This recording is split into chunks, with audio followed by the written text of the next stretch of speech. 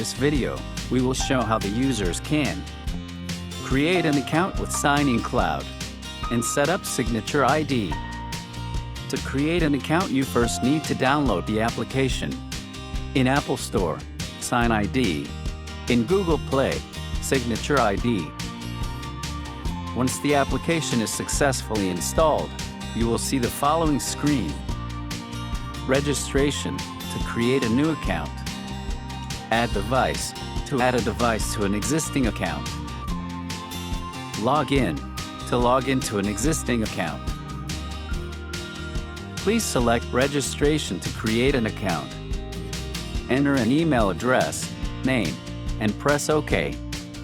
Next, you will need to sign 10 times to set up the Signature ID.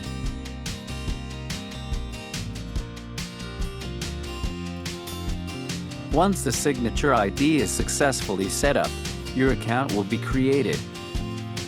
In the next screen, you should be able to see the account name, the account email address, and the account device ID. You also can change your Signature ID password by selecting Change Signature and follow the instructions.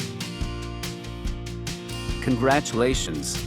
You have successfully registered at SignInCloud and set up a Signature ID.